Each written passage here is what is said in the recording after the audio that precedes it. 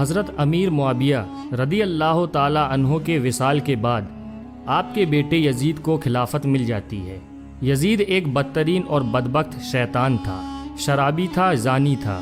یزید کو جب خلافت ملی تو یزید سمجھ گیا کہ میری اس خلافت کو حضرت امام حسین رضی اللہ تعالی عنہ کبھی قبول نہیں کریں گے۔ اس لیے یزید نے مدینہ منورہ کے گورنر ولید بن عتبہ کو خط لکھا کہ حسین ابن علی، عبداللہ ابن عمر اور عبداللہ ابن زبیر رضی اللہ تعالی عنہ میری بیعت کو مانیں، اگر وہ بات نہ مانے تو ان پر ظلم و ستم کرنا۔ امام حسین رضی اللہ تعالی عنہ نے یزید کی بیعت کرنے سے انکار کر دیا، کیونکہ یزید آپ کے نزدیک مسلمانوں کی امامت اور خلافت کے ہرگز لائق نہیں تھا، کیونکہ آپ جانتے تھے یزید فاسق و فاجر تھا، زانی تھا، شرابی تھا اور ظالم تھا۔ امام حسین رضی اللہ تعالی عنہ مدینہ شریف چھوڑ کر مکہ شریف تشریف لے آئے۔ اب آپ کو مکہ شریف میں کوفیوں کے ڈھیر سارے خط آنے لگے۔ ان خطوں میں لکھا ہوا تھا، اے امام حسین، آپ کوفہ تشریف لے آئیے، یہاں پر یزید کا ظلم و ستم بڑھتا چلا جا رہا ہے، ہم آپ سے ہی بیعت کریں گے، یزید کی بیعت ہمیں ہرگز قبول نہیں ہے۔ آپ نے حالات کو سمجھنے کے لیے اپنے بھائی مسلم بن عقیل رضی اللہ تعالی عنہ کو یہ کہہ کر کوفہ بھیجا کہ جاؤ، جا کر وہاں کے حالات معلوم کرو، وہاں کے حالات کیسے ہیں۔ جب حضرت مسلم بن عقیل رضی اللہ تعالی عنہ کوفہ پہنچے تو وہاں کے لوگوں نے بڑے ہی احترام کے ساتھ آپ کا استقبال کیا۔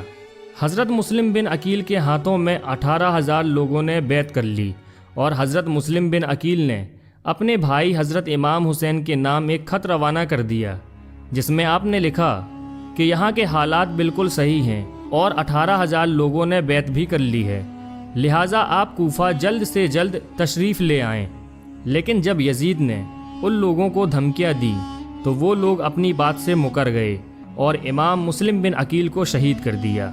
کوفہ کے حالات اتنے بدل چکے تھے کہ وہ لوگ جو حضرت مسلم بن عقیل سے محبت کا دعویٰ کر رہے تھے، اب وہی لوگ آپ کی جان کے دشمن بن گئے۔ وہیں دوسری طرف مکہ میں مسلم بن عقیل کا بھیجا ہوا خط حضرت امام حسین تک پہنچ چکا تھا، جس خط میں لکھا ہوا تھا کہ کوفہ کے حالات بہت اچھے ہیں، آپ جلد سے جلد تشریف لے آئیں۔ لہٰذا حضرت امام حسین نے فوراً کوفہ جانے کی تیاری شروع کر دی۔ حضرت امام حسین اپنے تمام اہل خانہ کے ساتھ کوفہ کے لیے روانہ ہوئے۔ یہاں امام حسین کوفہ کے لیے چل پڑے۔ امام حسین ابن علی کو حضرت مسلم بن عقیل کی شہادت اور کوفہ کی بے وفائی کی خبر اس وقت ملی جب آپ مکہ شریف سے کوفہ کی طرف روانہ ہو چکے تھے۔ جب آپ کوفہ شہر کے بالکل قریب پہنچ گئے تو آپ کو یزیدی فوج نے روکنے کی کوشش کی۔ حضرت امام حسین نے فرمایا کہ میں تم لوگوں کے بلانے پر ہی کوفہ شہر میں آیا ہوں، اگر تم لوگ چاہتے ہو کہ میں کوفہ میں نہ آؤں تو مجھے واپس جانے دو، میں جانے کے لیے تیار ہوں۔ یزیدی فوج نے حضرت امام حسین کو کوفہ شہر میں داخل نہیں ہونے دیا، لہٰذا حضرت امام حسین نے اپنے پورے قافلے کے ساتھ اپنا راستہ بدل لیا۔ چلتے چلتے جب آپ ایک چٹیل میدان میں پہنچ گئے تو آپ نے ایک شخص سے سوال کیا کہ یہ کون سی جگہ ہے؟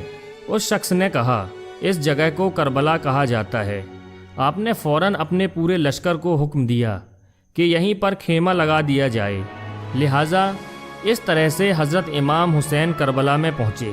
ادھر یزیدی فوج کو جب اس بات کا علم ہوا کہ حضرت امام حسین نے اپنا خیمہ کربلا کے میدان میں لگایا ہوا ہے تو یزیدی فوج نے بھی فوراً کربلا کے میدان میں پہنچنا شروع کر دیا۔ یزید کی جو فوج کربلا پہنچ رہی تھی ان کی سپہ سالاری ابن سعد کر رہا تھا۔ حضرت امام حسین نے ابن سعد سے کہا کہ یا تو تم مجھے یزید کے پاس لے چلو یا پھر مجھے اپنے شہر مکہ واپس جانے دو، لیکن ابن سعد نے ان دونوں باتوں میں سے کوئی بھی بات قبول نہیں کی اور وہ آپ کو بیعت کرنے پر مجبور کرتا رہا، لیکن آپ نے اس کی ایک بھی بات نہیں مانی۔ دن گزرتے گئے اور 3 محرم کا دن آ گیا۔ اب ظالم یزید نے امام حسین کے سامنے 22,000 سپاہیوں کا لشکر بھیج دیا۔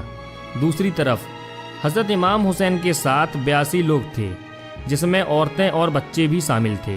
کتنی حیرت کی بات ہے کہ یزیدیوں میں امام حسین کا اتنا خوف تھا کہ جہاں امام حسین صرف 82 لوگوں کے ساتھ میدان کربلا میں تھے، جس میں عورتیں اور بچے بھی شامل تھے، وہیں یزید نے مقابلے کے لیے آپ کے سامنے 22,000 کا لشکر بھیج دیا، جو کہ امام حسین کے سامنے 100 گنا سے بھی زیادہ تھا۔ امام حسین کے سامنے یزیدی فوج کے حوصلے پست ہو گئے۔ آخرکار انہوں نے یہ فیصلہ کیا کہ اگر امام حسین کو ہرانا ہے تو ان کا پانی بند کرنا پڑے گا، تبھی ان کا مقابلہ کیا جا سکتا ہے۔ دن گزرتے گئے اور 7 محرم کا دن آ گیا، اور 7 محرم کو ہی یزیدی فوج نے امام حسین کے قافلے والوں پر پانی بند کر دیا۔ آپ کو بتاتے چلیں کہ کربلا کے میدان میں پانی کا کوئی بھی انتظام نہیں تھا سوائے نہر فرات کے، لیکن 7 محرم کے دن نہر فرات کا پانی بھی حضرت امام حسین کے خیمے والے لوگوں کے لیے بند کر دیا گیا۔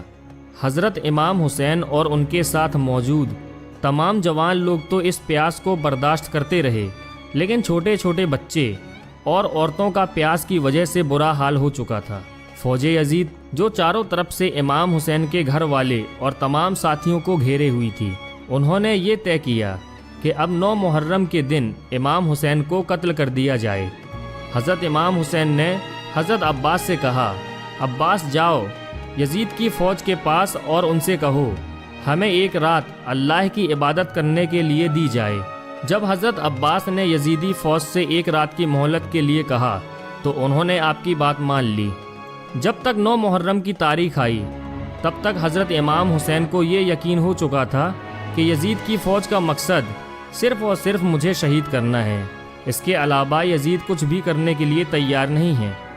اس لیے حضرت امام حسین نے 9 محرم کی رات میں اپنے تمام خیمے والوں کو ایک جگہ پر اکٹھا کیا، اور آپ نے کہا کہ یہ بات تو طے ہو چکی ہے کہ یہاں پر موجود سبھی لوگ 1-2 دن کے اندر شہید کر دیے جائیں گے، اس لیے یہاں موجود آپ میں سے جو بھی ابھی واپس لوٹنا چاہتے ہیں وہ لوٹ سکتے ہیں۔ حضرت امام حسین نے فوراً خیمے میں جل رہے تمام دیوں کو بجھوا دیا اور اندھیرا کروا دیا تھا تاکہ جو بھی جانا چاہے وہ بے جھجک چلا جائے۔ تھوڑی دیر بعد جب دیوں کو دوبارہ جلوایا گیا تو سارے کے سارے لوگ بیٹھے آنسو بہا رہے تھے، یعنی کوئی بھی حضرت امام حسین کو چھوڑ کر جانے کے لیے تیار نہیں تھا۔ آخرکار 10 محرم کا دن آیا اور حضرت امام حسین اور یزید کی فوج کے بیچ جنگ ہونا شروع ہو گئی۔ جہاں ایک طرف یزید کی ایک بڑی فوج تھی تو وہیں دوسری طرف امام حسین کے ساتھ صرف 72 لوگ تھے۔ اتنے میں فوج یزید کا حملہ شروع ہو جاتا ہے اور ہر شہید شہادت کا جام پیتا گیا۔ کبھی حر شہید ہوتے ہیں تو کبھی قاسم شہید ہوتے ہیں، تو کبھی علی اکبر شہید ہوتے ہیں، تو کبھی اون و محمد شہید ہوتے ہیں۔ 3 دن کے پیاسے امام حسین کے گھر والے اور تمام افراد یزیدی فوج سے جنگ کرتے رہے اور ایک ایک کر کے شہید ہوتے گئے۔ حضرت عباس علمبردار سے حضرت امام حسین کے 6 مہینے کے بیٹے علی اصغر کی پیاس نہیں دیکھی گئی۔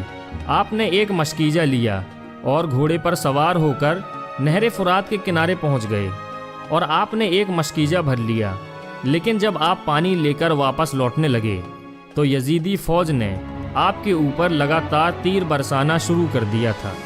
حضرت عباس جب تک حضرت امام حسین کے خیمے تک پہنچ پاتے تب تک یزیدی فوج نے تیر چلا کر حضرت عباس علمبردار کو شہید کر دیا تھا۔ اس طرح حضرت عباس علمبردار شہید ہو گئے۔ اس طرح ایک ایک کر کے تمام اہل بیت کے نوجوان اور ہاشمی شیر شہادت کا جام پی لیتے ہیں۔ دھیرے دھیرے کر کے جب حضرت امام حسین کے سبھی افراد شہید ہو گئے تو اس کے بعد حضرت امام حسین نے خود میدان میں تلوار لے کر نکلنے کا فیصلہ کیا۔ امام حسین اپنی تلوار سے کافی لمبے وقت تک یزیدی فوج کا اکیلے مقابلہ کرتے رہے۔ حضرت امام حسین کے تنہا ہونے کے باوجود بھی آپ کے مقابلے میں کوئی بھی نہیں آنا چاہتا تھا، اور اس کی صرف ایک ہی وجہ تھی، اور وہ وجہ یہ تھی کہ آپ حضرت علی کے بیٹے تھے۔ اس وقت یزید فوج کے ایک کمانڈر ابن سعد کو یہ یقین ہو چکا تھا کہ ہم کسی بھی طرح سے حضرت علی کے بیٹے کا مقابلہ نہیں کر سکتے ہیں، اس لیے اس نے اپنے تمام فوجیوں کو امام حسین کے اوپر ایک ساتھ حملہ کرنے کا آرڈر دیا۔ تمام لوگ حضرت امام حسین پر ایک ساتھ مل کر حملہ کر رہے تھے، لیکن اس کے باوجود بھی امام حسین لگاتار یہ ثابت کر رہے تھے کہ باطل چاہے تعداد میں کتنا بھی ہو، لیکن وہ حق اور سچ کے مقابلے میں بالکل بھی ٹک نہیں سکتا۔ جب حسینیت اور یزیدیت کے بیچ بڑی ہی خطرناک جنگ چل رہی تھی کہ اسی بیچ میں اچانک سے نماز عصر کا وقت ہو گیا۔ حضرت امام حسین نے ایسے مشکل وقت اور ایسی زخمی حالت میں بھی عصر کی نماز پڑھنے کا ارادہ کیا۔ آپ نے جیسے ہی نماز پڑھنا شروع کیا، یزیدی فوج کو وہ موقع مل گیا جس کا وہ لوگ ایک لمبے وقت سے انتظار کر رہے تھے، یعنی جیسے ہی حضرت امام حسین سجدے میں گئے، شمر جل جوشن نے آپ کی گردن پر تلوار چلا کر آپ کے سر کو جسم سے جدا کر دیا۔ حضرت امام حسین کی شہادت کے بعد یزیدیوں نے آپ کے سر مبارک کو نیزے پہ رکھ کر پورے کوفہ میں گھمایا تھا۔ آپ کے سر مبارک کو گلی گلی میں گھما کر جلوس نکالا گیا تھا۔ کربلا کی اس جنگ میں حضرت امام حسین کے گھر والوں میں سے صرف آپ کی ایک اولاد ہی بچ سکی تھی، جن کا نام حضرت زین العابدین تھا۔ اس کے علاوہ حضرت امام حسین کے گھر کی تمام عورتوں کو قیدی بنا کر کوفہ لایا گیا تھا۔ بھلے ہی اس دن امام حسین کو شہید کر دیا گیا تھا، لیکن آج بھی حضرت امام حسین پوری دنیا میں قیامت تک کے لیے زندہ ہیں۔ یزید ڈوب گیا شام کے اندھیروں میں، حسین چمکے ہیں دنیا میں روشنی کی طرح۔ دوستو، اگر آپ کو یہ ویڈیو پسند آئی ہو تو ویڈیو کو لائک کریں، اپنے دوستوں کے ساتھ شیئر کریں اور ایسے ہی ویڈیوز پانے کے لیے ہمارے چینل کو سبسکرائب کر دیں۔ دوستو، ملتے ہیں ایک اور نیکسٹ ویڈیو کے ساتھ۔ جب تک کے لیے اپنا اور گرد و نواح کے تمام ساتھیوں کا خیال رکھیے گا۔ خدا حافظ۔